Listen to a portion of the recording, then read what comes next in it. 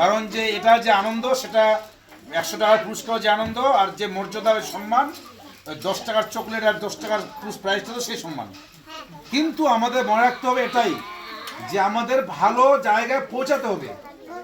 আজ আমরা যে পুরস্কার নিয়ে খুশি হয়ে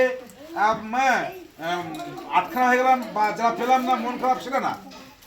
আমাদের টার্গেট থাকবে যে আমরা সবাই ভালো রেজাল্ট করব, সবাই ভালোভাবে পড়াশোনা করব, সবাইকে আমাদের পিতামাতাগুলো শোনো দিকে আমাদের প্রত্যেকের বাবা মা চায় যে আমার ছেলে আমার মেয়ে, প্রত্যেকের বাবা মার কাছে প্রত্যেকের ছেলে রাজকুমার আর প্রত্যেকের বাবা মার কাছে প্রত্যেকের মেয়ে রাজকুমারী, নাকি? হ্যাঁ, অন্য কিছু? প্রত্যেক বাবা মার কাছে প্রত্যেক ছেলে কিরে রাজকুমার, আর প্রত্যেক বাবা মার কাছে প্রত্যেক মেয়ে কি রাজকুমারী। প্রত্যেক বাবা মা চায় আমার ছেলে ভালো হোক, ভালো পড়াশোনা করুক, ভালো জায়গায় যাওক।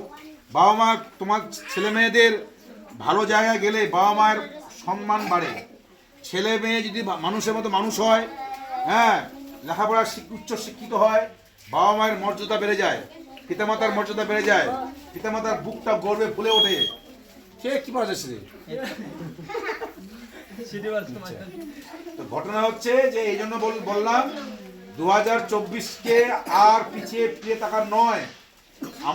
আমরা আমাদের ব্যর্থতাকে পিছিয়ে দেখবো না, কারণ ব্যর্থতাই হচ্ছে সাফল্যের চাবিকাঠি।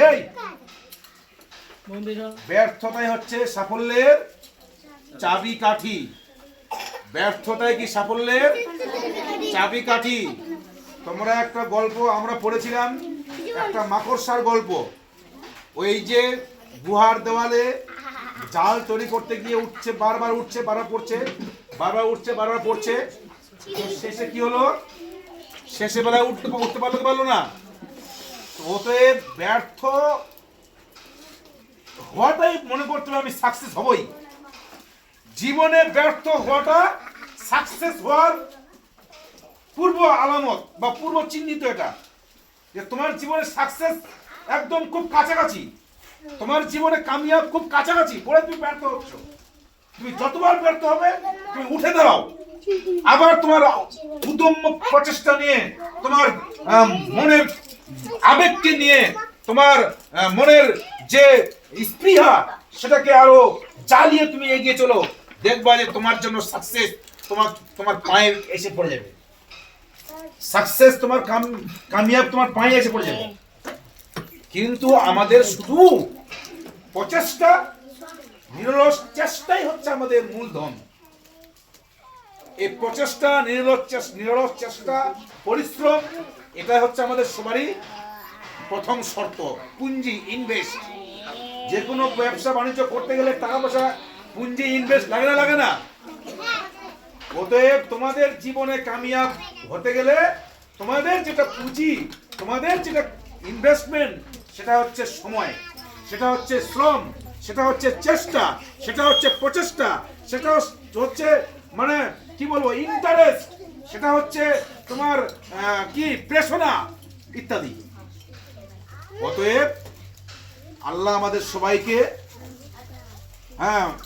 উচ্চ শিক্ষায় শিক্ষিত করুক। আল্লাহ আমাদের সবাইকে সার্বিক সুস্থ রেখে আমাদেরকে আমাদের জীবনকে কামিয়াব করুক।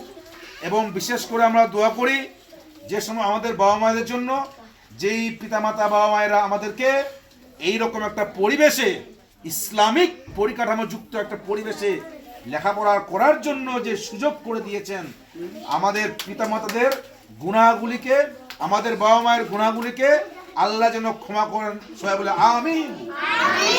আমাদের বাবা মায়ের রুজিতে, ব্যবসা বাণিজ্যে মহান আল্লাহ তাআলা যেন বরকত দান করেন। বলে আল্লাহ আমিন। আমাদের পিতামাতার যেন আল্লাহ হায়াত দারাজ করেন। আমাদের পিতামাতাকে যেন আল্লাহ ইসলামের প্রতি চলার, ইসলামের আদেশ নিষেধগুলোকে মেনে চলার জন্য তৌফিক দান করেন। আল্লাহ আমিন। আমরা আজকে এতটুকুই শেষ করছি। আমাদের স্টাফদের মধ্যে যদি কেউ কোনো একটা কথা বলার থাকেন তো বলতে পারেন। আমি আমার ক্ষুদ্র বক্তব্য শেষ করলাম। আসসালামু আলাইকুম।